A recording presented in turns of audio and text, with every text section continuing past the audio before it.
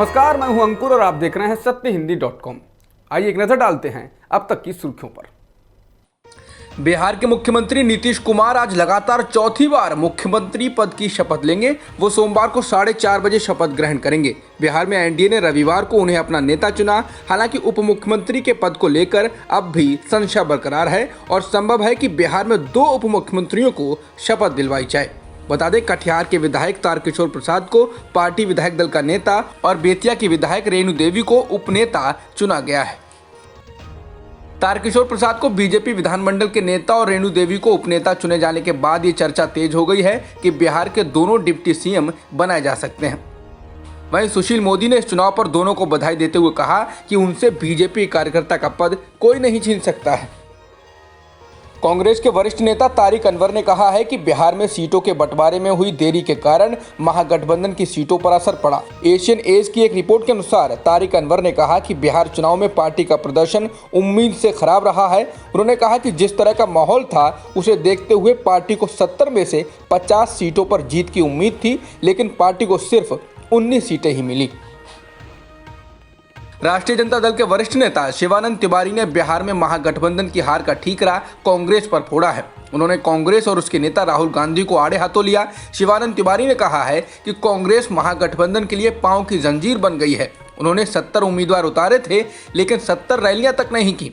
चुनाव प्रचार के लिए राहुल गांधी 3 दिन के लिए आए, लेकिन प्रियंका गांधी नहीं आई। उन्होंने कहा, यहाँ चुनाव अपने पूरे जोर पर था, लेकिन राहुल गांधी शिमला में प्रियंका गांधी के घर पर पिकनिक मना रहे थे। क्या इस तरह से पार्टी चलती है? कांग्रेस ने आरजेडी पर पलटवार करते हुए गठबंधन धर्म की नसीहत दी है। कांग्रेस नेता प्रेमचंद्र मिश्रा ने कहा कि राजद नेता शिवानंद तिवारी पर लगाम लगाएं। उन्होंने कहा कि कांग्रेस पार्टी और राहुल गांधी को लेकर गिरिराज सिंह और शाहनवाज हुसैन जैसी भाषा राजद नेता का बोलना हमें स्वीकार नहीं। गठबंधन का धर्म होता है जिसे सभी पक्षों को पालन करना चाहिए। बिहार चुनाव में कांग्रेस के खराब प्रदर्शन पर पार्टी के वरिष्ठ नेता कपिल सिब्बल ने कहा है कि सिर्फ बिहार ही नहीं, जहां उपचुनाव भी हुए वहां भी देश के लोग अब कांग्रेस को प्रभावी विकल्प नहीं मानते हैं। हम गुजरात में सभी उपचुनाव की सीटें हार गए।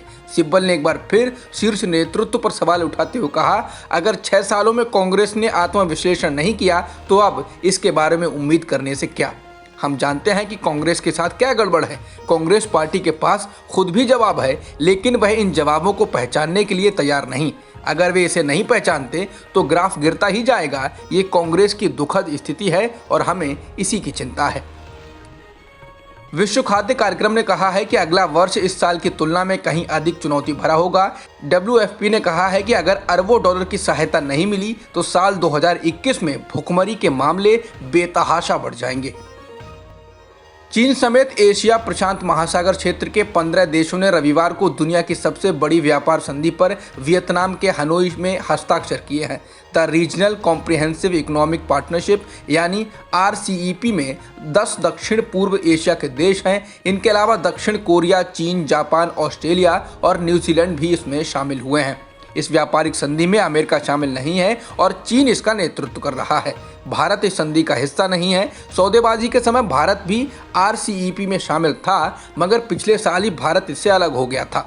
तब भारत सरकार ने कहा था कि इससे देश में सस्ते चीनी माल की बाढ़ आ जाएगी और भारत में छोटे स्तर पर निर्माण करने वाले व्यापारियों के लिए उस कीमत पर सामान दे पाना मुश्किल होगा, जिससे उनकी परेशानियां बढ़ेंगी। डोनाल्ड ट्रंप अब भी चुनावी धांधली के दावे से पीछे हटते नहीं दिख रहे हैं। रविवार को ट्रंप ने एक बार फिर कई ट्वीट कर कहा कि जो बाइडेन सिर्फ फेक न्यूज मीडिया की नजरों में जीते हैं। अभी हमको काफी लंबा जाना है। इस चुनाव में धांधली हुई है। बता दें, कुछ प्रमुख राज्यों ने ट्रंप ने कानूनी लड़ाई शुरू की है, लेकिन अब तक वे अपने दावों को सही साबित करने वाले सबूत पेश नहीं कर पाए हैं। शनिवार को ट्रंप के समर्थकों ने चुनाव में धांधली के दावे के समर्थन में वॉशिंगटन शहर के भीतर मार्च निकाला, जिसमें उन्होंने कई जगहों पर सड़कों पर हिंसा की, तोड़फोड़ की, मारपीट की और एक जगह छुरेबाजी भी की गई। पुलिस ने 20 लोगों को गिरफ्तार कर लिया है। इनमें से 4 लोगों को बंदूक के इस्तेमाल करने के मामलों में गिरफ्तार किया गया है।